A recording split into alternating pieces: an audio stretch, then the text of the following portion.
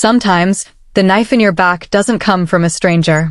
It comes from someone who knows your deepest fears, your childhood secrets, the family members you trust most. This is the story of how I lost everything, my family, my home, my future, because of my cousin. And how I made him lose every person who ever believed in him. He thought he played the perfect game. Until I rewrote the rules. My name is Avery Collins, and I used to believe that family meant something. I was raised in a wealthy household, not rich in love, but rich in appearances. My father was a partner in a white shoe law firm, and my mother was the queen of charity luncheons and tightly maintained lies. We weren't warm, but we were a unit. And I played my role, the quiet daughter who stayed out of trouble. Then there was Daniel, my cousin. Daniel was the golden boy, my aunt's only son. Charming, athletic, the one who got applause for mediocrity while I was invisible despite perfection. We grew up together like siblings. But it was always clear. Daniel could do no wrong. And me. I was replaceable. When I turned 20, I got a scholarship to study abroad in London. It was my first time away from home. And honestly, the first time I felt like I could breathe. I came back 2 years later for my mother's birthday. Everything had changed. My parents were cold. Not just emotionally, but financially.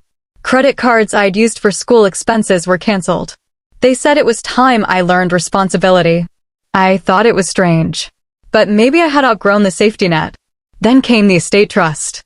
My grandfather had passed away the year before. And he'd left a substantial fund meant for me tuition, housing, startup capital.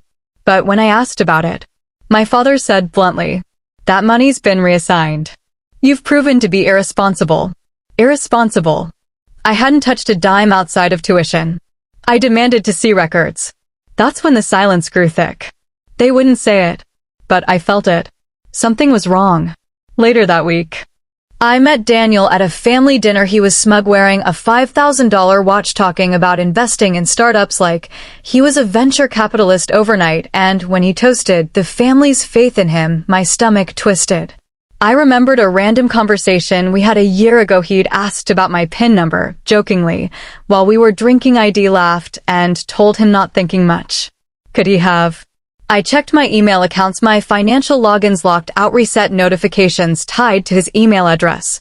I confronted him in the driveway after dinner. His smirk didn't even crack. "You should be careful what you share with family, Avery. Not everyone has your best interests at heart."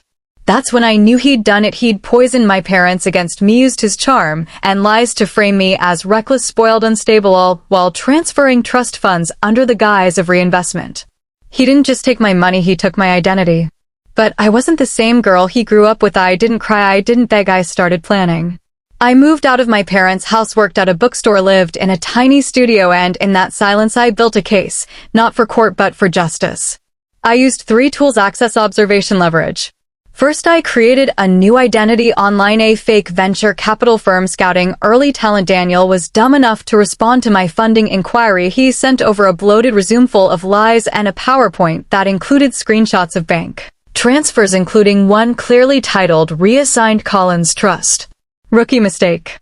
Next, I found out he was cheating on his girlfriend, a sweet, sharp woman named Claire who worked in PR. We met accidentally at a brunch through mutual connections. I became her friend. Over the next 2 months, I let her discover things: screenshots, messages, a second phone he kept hidden, all planted by me. Through online backups I accessed using his birth date and guessable passwords. Claire was the first domino to fall.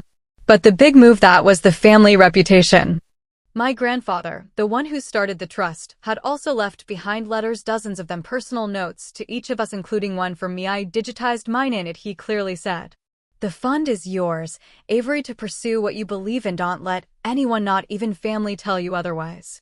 I posted that letter anonymously on a family history blog my aunt moderated, along with evidence of Daniel's misappropriation email screenshots, his fake investor deck. It spread faster than I expected.